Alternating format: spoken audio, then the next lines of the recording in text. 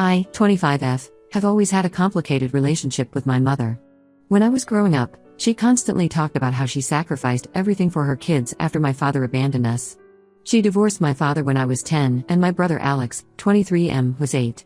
According to her version of events, my father was a workaholic who never cared about his family and chose his career over us. After the divorce, she got full custody of both of us. My father moved to another state for work, and we only saw him during summer breaks. As kids, we believed everything our mother told us about him.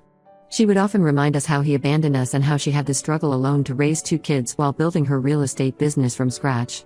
Growing up, though, things weren't exactly as she portrayed them. While she was busy building her successful real estate empire, we spent most of our time with our grandmother or random babysitters. She was rarely home for dinner, missed most of our school events, and would often be too busy to help us with homework. But whenever anyone asked, she would go on and on about how she managed to balance everything as a single mother. About 5 years ago, she wrote a book about being a successful single mother. The book became quite popular in our area, and she started getting invited to speak at women's events. She even started a support group for divorced women, which currently has over 200 members. She presents herself as this inspirational figure who overcame all odds to raise her kids while building a successful business. My best friend Veronica, 25F, and I have been inseparable since middle school. We bonded over having divorced parents, as her parents split up during our high school years. Her father, James, 52M, is a property developer who regularly worked with my mother's real estate agency.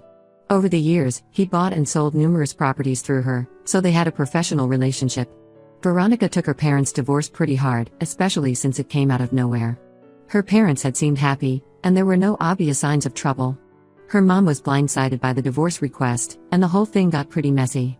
My mother actually used their story in her support group sessions as an example of how women should stay financially independent because men can leave it at any time. Things started getting weird about a year ago. My mother, who had always been focused on work, suddenly started paying more attention to her appearance. She joined a gym, started getting regular beauty treatments, bought a whole new wardrobe, and was constantly on her phone texting someone. Initially, I was happy thinking she might be dating someone. She deserved to find love again, and I was old enough to handle having a stepfather if it came to that. But then I started noticing some strange patterns. Every time we had dinner at Veronica's place, she lives with her dad, my mother would show up unannounced with some urgent document that needed James's signature. She joined the same yoga studio as James and would coincidentally run into him at various coffee shops around town. She even started shopping at a grocery store on the other side of town, which happened to be right next to his apartment complex. Veronica and I initially joked about how funny it would be if our parents were dating, but then things got more suspicious. My mother started lying about her whereabouts. She would tell me she had house showings, but Veronica would spot her car outside her father's apartment building. She would say she was at business dinners, but then we'd see her and James at restaurants in the next town over. The real confirmation came last week when I borrowed my mother's iPad to watch Netflix because my laptop was being repaired. She had forgotten to disable her message notifications, and I saw several messages pop up from James. Curiosity got the better of me, and I checked their conversation. I know I shouldn't have, but something felt off. What I discovered made me sick to my stomach. They had been having an affair for 8 months, but that wasn't even the worst part. Their messages revealed that the affair had started 3 months before James and Veronica's mom had finalized their divorce. There were messages where they discussed how to keep things secret until the divorce was final, and how they would eventually announce their relationship at my mother's upcoming 50th birthday party. The hypocrisy of it all made my blood boil. Here was my mother, who had built her entire identity around being this strong, independent single mom who helped other women through divorce, secretly dating a married man, technically married when they started, and helping him hide it from his wife and daughter. She had been preaching about women empowerment and sisterhood while betraying another woman in the worst possible way. I showed everything to Veronica, who was absolutely devastated. She had been feeling guilty about her parents' divorce, thinking maybe she had missed some signs or could have done something to prevent it. Now she knew the truth, that her father and my mother had orchestrated everything while pretending to be nothing more than business associates. Yesterday was my mother's 50th birthday party. She had gone all out, inviting about 100 people, including many women from her support group. The party was at an expensive venue, and she had even hired a professional photographer to document everything. During her speech about being a strong, independent woman who raised her children alone while building her business, something in me snapped. I stood up and exposed everything. I revealed their affair, showed screenshots of their messages, which I had saved, and told everyone how they had been sneaking around even before James's divorce was finalized. I told everyone how she had been lying not just to me and Veronica, but to all the women in her support group who looked up to her. Veronica, who was at the party with her mom, stood up and confirmed everything. The look on my mother's face changed from shock to anger to embarrassment within seconds. Many women from her support group, especially those who had been cheated on by their husbands, walked out immediately. James, who was also at the party, the audacity, tried to explain that it wasn't what it looked like, but ended up leaving when people started confronting him. My mother is now calling me ungrateful and saying I've ruined her reputation that she spent years building. My brother thinks I went too far by exposing her in public. My grandmother says I should have confronted her privately instead of humiliating her in front of everyone. But I don't regret anything because she had been lying to everyone for so long while pretending to be this perfect role model for divorced women. Veronica and I are still best friends, and she's actually thankful that I exposed the truth. My father, who I called to tell everything, said he was proud of me for standing up for what's right. But most of my mother's side of the family is upset with me for humiliating her publicly. They keep saying that dirty laundry should be washed at home, not in public. Ida for exposing their affair at her birthday party? She keeps saying I could have handled it differently, but I think she deserved it for being such a hypocrite. Edit: since many people are asking about Veronica's mom, she actually thanked me for exposing the truth. She had suspected something was going on but couldn't prove it. She's planning to talk to her lawyer about the divorce settlement since the affair started before the divorce. Edit 2: to those asking why I didn't confront her privately first, I knew she would just deny everything and find a way to spin the story in her favor, like she's done with everything else in her life. Public exposure was the only way to make sure she couldn't lie her way out of this one. Update 1: the situation has gotten much worse since my last post, and I need to get this off my chest. After the party disaster, my mother went into full damage control mode. She posted a lengthy statement on her professional social media accounts, portraying herself as the victim of a smear campaign by her jealous and unstable daughter who couldn't handle her success. In her post, she claimed that I was making up stories because I was resentful of her achievements and couldn't accept that she had found happiness again. She wrote about how hard it was to raise an ungrateful child who would turn against her own mother. She even suggested that I needed professional help and that she was deeply concerned about my mental state. The worst part was her blatant lie about the timeline of her relationship with James. She claimed they only started dating 3 months ago, long after his divorce was finalized, and that they had wanted to announce it properly at her birthday party. She wrote about how I had misinterpreted their friendly business relationship and created drama out of nothing.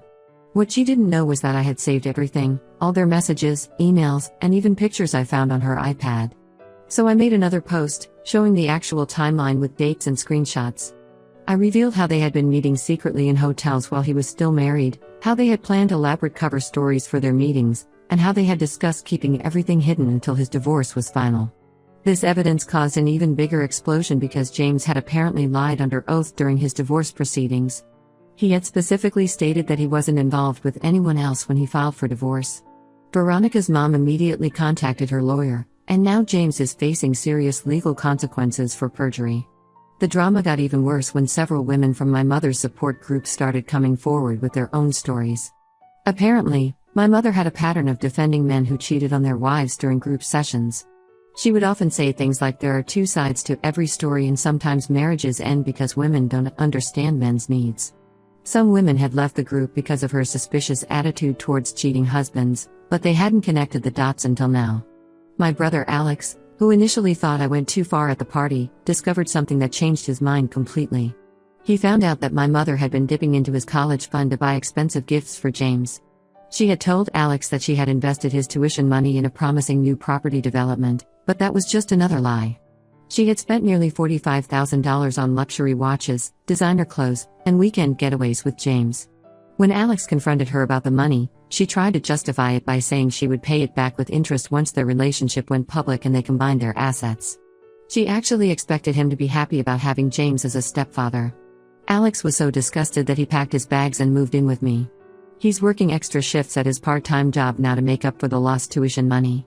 The publishing company that was going to release my mother's second book about successful single parenting has canceled her contract.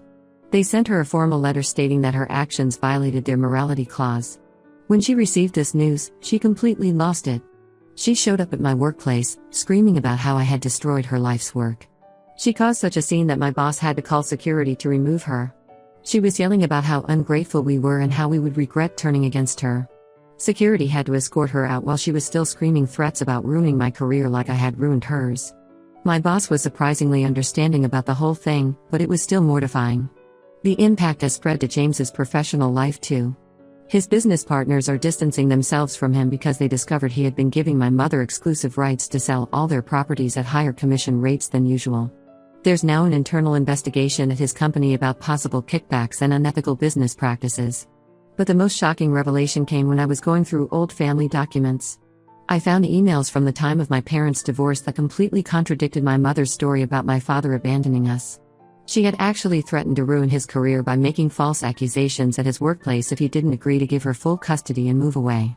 When I contacted my father about these emails, he confirmed everything. He said he never told us the truth because he didn't want us to hate our mother or feel caught in the middle. He had agreed to move away and limit his time with us because she had threatened to make his life hell if he didn't. All these years, we believed her lies about him choosing work over family, when in reality, she had forced him out of our lives. Veronica and her mom are now working with their lawyers to use all this new evidence in their case against James. They're pushing for the divorce settlement to be re-evaluated based on the proof of his affair and perjury. My mother keeps trying to contact me through different phone numbers and email addresses, alternating between tearful apologies and angry threats. James hasn't shown his face since the party. According to Veronica, he's locked himself in his apartment and is only communicating through his lawyer. His company has put him on indefinite leave pending their investigation, and most of his business partners have cut ties with him. My grandmother, who initially scolded me for the public exposure, has changed her tune after learning about what happened with Alex's college fund. She agrees that my mother's behavior is inexcusable, but she still thinks I should eventually forgive her because she's still your mother. I've blocked most of my relatives who keep trying to guilt-trip me into reconciling with her. Some of my mother's devoted followers are still defending her online, claiming that she deserves a chance at happiness and that her personal life doesn't negate the good work she's done for divorced women. But most people can see through her act now, and her carefully constructed image as a champion for women's empowerment has completely crumbled. I'm standing firm in my decision to expose their lies. Every new revelation confirms that I did the right thing. Alex and I are focusing on rebuilding our lives without her toxic influence, and for the first time, we're learning the truth about our family history. Update 2: The situation has taken several unexpected turns that I need to share. Veronica's mom won her case against James, and the court ordered him to pay $850,000 in additional settlement due to his perjury and hidden assets. But during the court proceedings, even more shocking information came to light about my mother and James's relationship. Their affair wasn't just a recent development as they had claimed.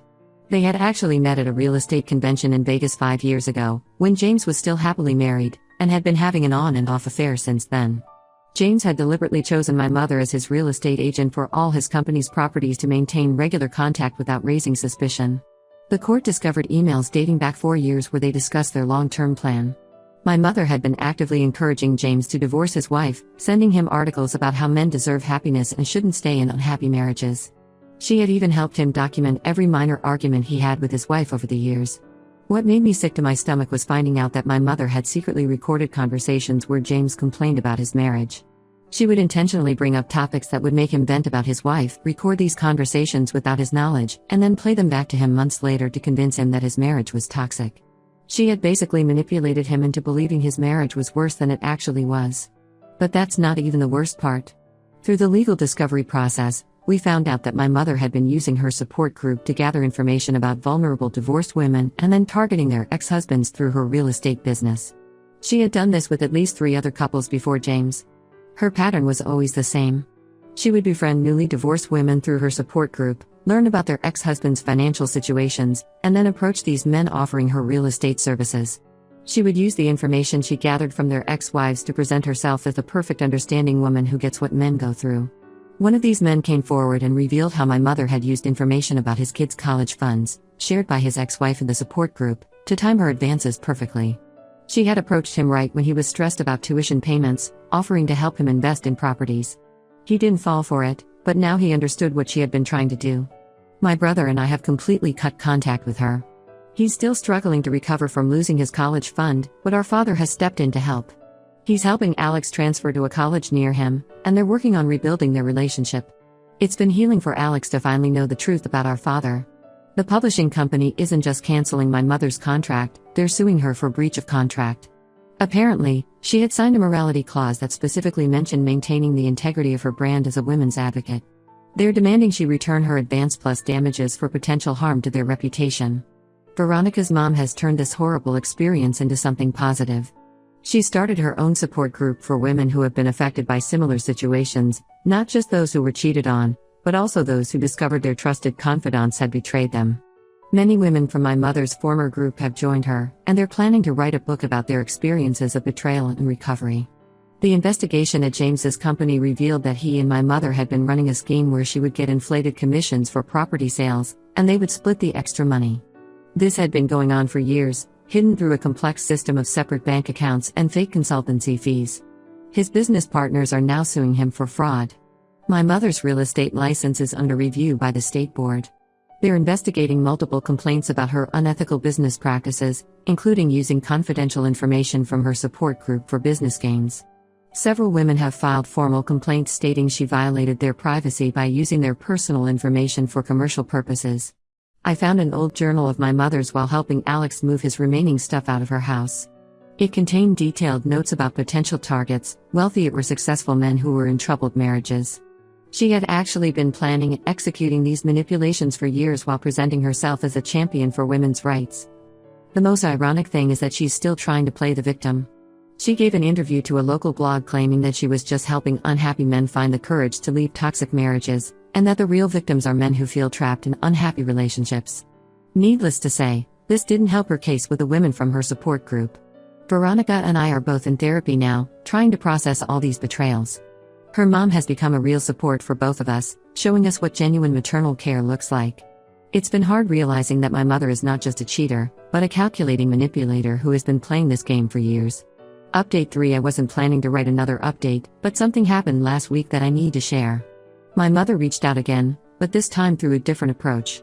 Her life has completely fallen apart since my last update, and it seems reality is finally catching up with her.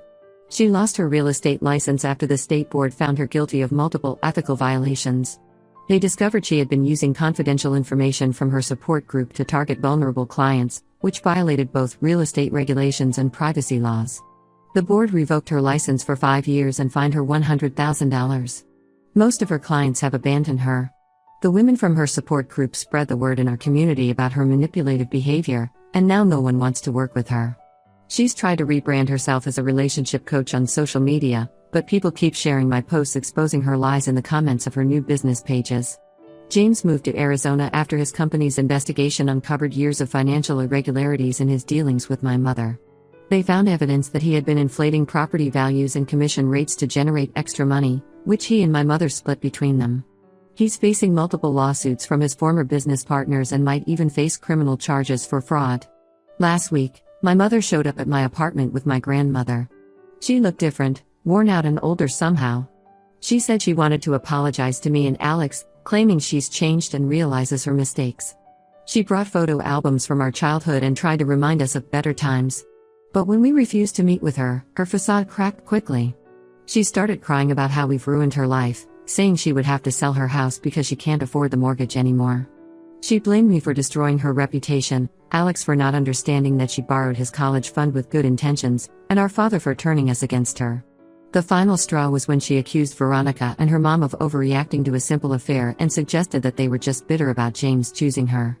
My grandmother tried to mediate, saying we should forgive her because she's still our mother, but even she looked uncomfortable with my mother's lack of genuine remorse.